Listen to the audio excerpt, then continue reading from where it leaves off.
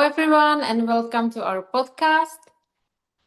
Today, we have a special topic. We have a topic of health, and we will be talking about health from the point of view of Kabbalah. My name is Teresa. I am in Prague, and I am here with Yehuda, who is in Miami, who is a Kabbalah teacher. So let's start with the first question, and that is, what is the source of the lasting health? Thank you, Teresa. Thank you, everybody, for listening today. What is the source for health?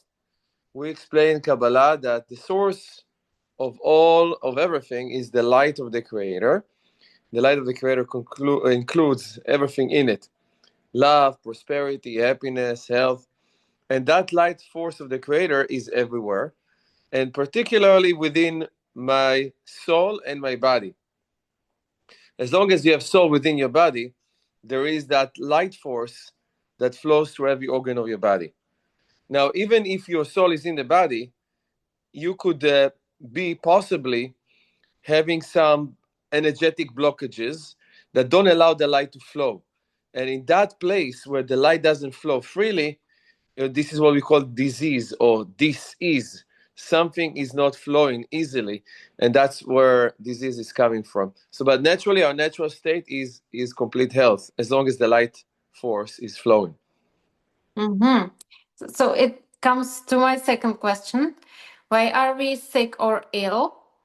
And what can we learn from it? Or what can we do to return to the normal, healthy, let's say, healthy state?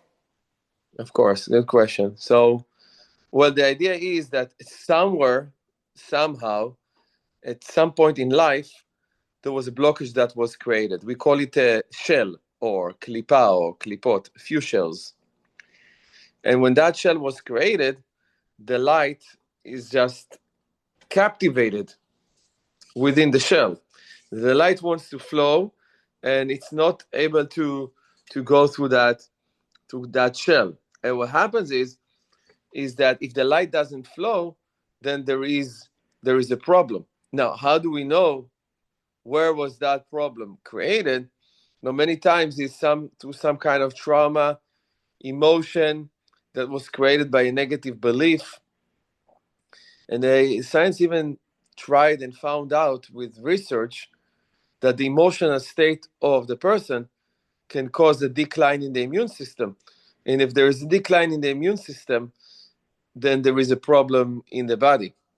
So if the emotional state of the person creates a decline in the immunity, we can see a very, very strong correlation, connection between emotional state and the health state. But the emotional state even is a result of the spiritual state of the person and how connected they are to the light of the Creator. Because if they are disconnected from the light, the result will be a negative emotion.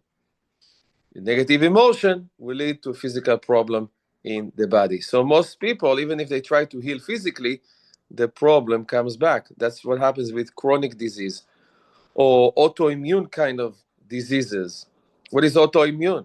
The body goes against itself. Why would the body do that? How many times do you criticize yourself or you engage with unhealthy thoughts, self-destructive thoughts? We all do that sometimes. So those subconscious or conscious thoughts, emotions, beliefs that penetrate through the wall, that penetrate through my body, is what's causing the destruction, is what's causing the problems. Mm-hmm. That's actually my third question. What can we do spiritually to improve our health? Would you say that all sickness, disease, also the chronic disease, there is always a spiritual cause? Absolutely. Always? Yeah. There's always a spiritual cause. And if you learn Kabbalah, you realize the cause can be from this life to from another lifetime, because Many times we inherit our problems. So can you say, what did I do wrong? It says, okay, well, the soul, according to Kabbalah, has a tikkun, has a correction. The soul is not here for the first time normally. The soul has also had previous reincarnation that the soul brings those issues from another life. To really unlock the cause, the root cause for the disease, honestly, you have to do some spiritual work. You have to do some digging, some meditations, some practice. That's why we practice Kabbalah. So by learning the Zohar, by the way, there's a certain section from the Zohar just for healing. And when you read it and when you understand that the organs, the way they physically function, has a spiritual root to it. So the Zohar speaks about the four elements, for instance, fire, air, water, and earth. This whole physical body is made of the earth. It's a physical being. But even within the physical body, you have different other elements. The fire element. The fire element is controlling, for instance, the heart, the digestive system, the spleen, the liver, the gallbladder. There are certain organs controlled by fire. That's why every time we get angry, for instance, where there is a rush of adrenaline, the heart is pumping very quickly because anger is an emotion of fire, for instance. But the brain is made of water. So the brain has the element of water, for instance. And the lungs is the air, right? Because you breathe air. The air is representing thoughts. So how many times do you react illogically? You get angry and then you regret. And what do they tell you? What do they tell you? When you get angry, take a deep breath. Take a deep breath. Breathe, breathe. Or when you get anxious, breathe, relax. It's all good. Why do they tell you to breathe? Because you have to balance the fire. And according to the Zohar, you have to balance fire with air. So that's why the lungs are like angels. They're relaxing you. They are like wings. The lungs are like wings. So knowing how the organs work, spiritually speaking, is the only way to heal. And if you don't know how the organs work, and I'm saying spiritually, then the anger might control you. Then you might suppress anger. You might suppress negative emotions even from childhood. And the result will be a dis-ease. If you don't know the spiritual function of your organs, the chances you'll be healthy will just be random. You just did the right thing at the right time and something happened. But if you don't know the function of the organs, how can you expect to be healed? Doctors don't have all the solutions. Many times they give you a solution, but it's just treating the symptoms. It doesn't give you a long-term necessarily. Yes, because it's not about the cause, but just only about the effect. This would be for another podcast, actually, about the organs. But yeah, let's come to our body, because to be effective for the long-term health, we need to work both spiritually and also in the body. So how can we connect more deeply with our body to hear its signals, to understand it better? But that's good. That's a good thought. Well, basically, if anything triggers you, anything that makes you upset, anything that makes you angry, or anybody that makes you angry, instead of blaming the world or blaming them or even being too hard on yourself, simply close your eyes and feel your body. Scan your body from top to bottom. Let the light flow easily. And if you feel any organ in any point in your body, you feel anything that is not natural, tight, tense, dry throat, stomach pain, anything that is not natural, and many times we don't listen to our body because we're too busy. Anything that is not natural, through deep meditation, you can unlock the hidden emotion, the hidden negative emotion. Once you unlock the hidden negative emotion, then you're able to Through breath work, you are able to inhale white light into that specific emotion, and the organ will react differently. You may need to do it a few times. It's a Kabbalistic practice, meditation. And at the end of the day, if there is an emotion that is not treated, it's like light or energy trapped in a shell. And when the energy is trapped in a shell, the light doesn't flow. It's trapped. It's captivated. You have to release it. A lot of people, they are not in connection with their body because they are always in their head, and they don't feel anything. And then if we don't want to feel, or if we don't feel, then we can't improve our health, basically, on the body level. Oh, yeah, that's right. Yeah. So it also comes to be willing to feel our emotions and to work with them. Right. I know people don't want Okay. emotions because it's just too painful. Yes, it Suppress is. anything else. Yes. Yes. So, and if we, for example, are not in a good health state, we have, for example, chronic pain, don't or even some diagnosis. How can we like break free from this? How can we get back into the balance, or can we even do maybe some miracle to get back to the healthy state? Is it possible?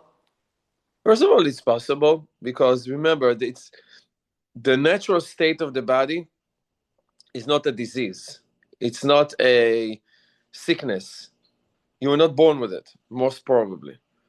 But even if you were, or even if you don't know how it happened, you have to look within. I know people look for doctors, and yeah, you need to treat the symptoms, and even people do other things like acupuncture and herbs and all of different other things. These are all fine. This could be treating some level, can create some level of healing, but unless you find out what is the root cause, you're not going to be able to heal. Now, if you do find the root cause, something good will happen. Oh, a miracle. What is the miracle? Something that you unexpected.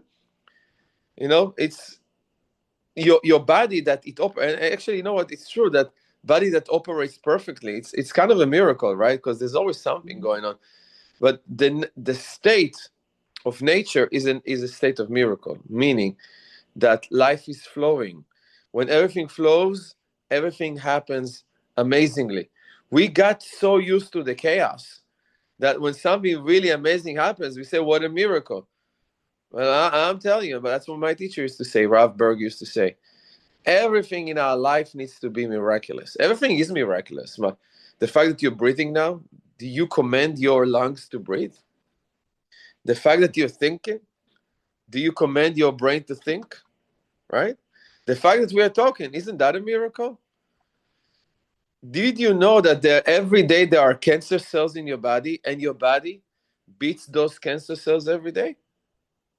So the fact that you don't have it, God forbid, a person doesn't have the disease, that doesn't mean they don't have cancer cells. But the fact that the body is strong enough to battle with it, it's amazing. That's a miracle.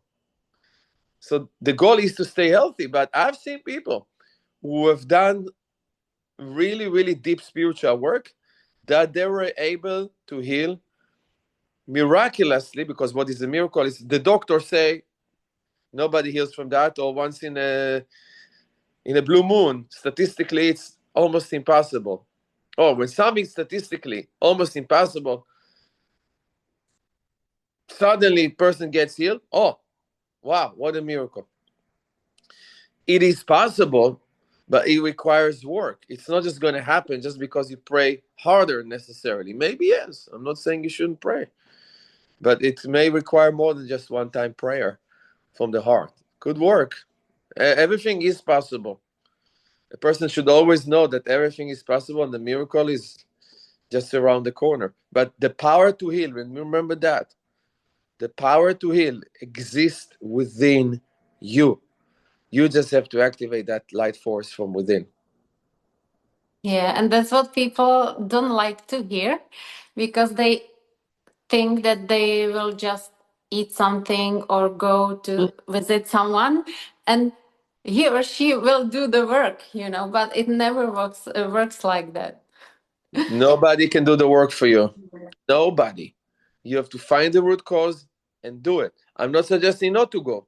You gotta go because you have to treat the symptoms. You have to suppress the disease so you can live normal life. So you could possibly even temporarily heal so you can function. We're not suggesting not to go to a doctor necessarily. Everybody has their issues, right? But what we're saying that ultimately, for that problem to not reoccur ever again, or if the doctors don't have any solutions, the only solution exists within you. You are the only one who has that power. People may call it God or the light force, but it's within you.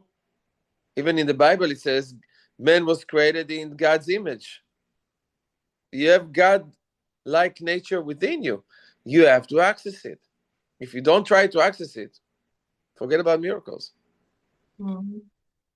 So maybe because we are coming to the end, we should give some maybe practical tools. What should be the mindset like when if we are in some kind of pain or because it is difficult if you feel pain in your body like 24/7, it's really difficult to It is. think positive and to go and do some work, but actually there is the light in that pain and in that, yeah, state of like that we don't like. So maybe also we can give some tools to how to detox our body, our mind, or what do you suggest? Some practical tools I'll to tell you stay something. healthy. I'll tell you what works for me. I scan the Zohar Mm-hmm. without even understanding it. It's Aramaic letters, but it's a deep form of meditation to heal. You can do it every day. Another thing I suggest for you to do, something called mikveh, is when you immerse yourself in water. When the baby is in the mother's womb, they are the least exposed to disease. They are protected, they are spiritually protected by the water. The water is like liquid light, it's the force of life. When you're surrounded by water, you clear up your energy. Go to the beach, go to the sea, go to a lake, go to even a public pool. It's not as good as the natural water, but do it. Go under the water with intention to become that baby again, to do a reset for your soul. It's a magical tool. If you're asking a miracle making tool, it's a magical tool. A Zohar, the mikveh, and I would say when you are in a state of disease, you're usually really busy with yourself. So Mm-hmm. you got to go outside of yourself. The light force is a giving force. And when you are a giving person, the light force goes through you. So and you could be a giver and suffer from disease, but that doesn't mean you shouldn't give. Giving is a state of mind that helps you let the light flow, helps you let the light flow through you. And that's a great thing that you can do, whether it's charity, whether it's volunteering. At the end of the day, good health is lifestyle. And spiritual lifestyle is a sharing lifestyle, it's a healing lifestyle. And also breathing. Breathe every day, inhale white light, recognize where in your body there is a disease, see if there is locked emotions that you need to unlock, and forgive somebody who hurt you. Because sometimes we don't want to forgive others because, hey, they don't deserve to be forgiven. And they never said, I'm sorry. But hey, you don't forgive them for them. You forgive them for you. You want to release yourself from that anger. You have to forgive for you. Be free of any grudge. Oh, I think I've given a lot of tools. So do whatever you like. Yes, beautiful. Maybe also the food can be because the food, Well, that food is what we eat and what we drink can be the medicine or the poison. So that's also another aspect of definitely all healing. by itself. Like, Steve Jobs said, you have to eat food as if it's medicine, or you will have to eat medicine like food. So yeah, food is a great healer, and there are certain kinds of food that are better for you. But yes, maybe that's a discussion for another day. Yeah, that's for another, and we can do another podcast. Also, to stay away from food, sometimes it's very good not to Yeah, be not to be I addicted. I fast a couple of times a year to spiritual, physical detox. It's really really great. So Yeah, just mhm. To be in a pure, like to purify ourselves. another two. Okay, so I think that's it for today. Yes, Thank you. Thank you for the interview. And for all our listeners, if you like it, you can share this video, you can subscribe to this channel, and see you next time. the next time. Thank you very much. Bye.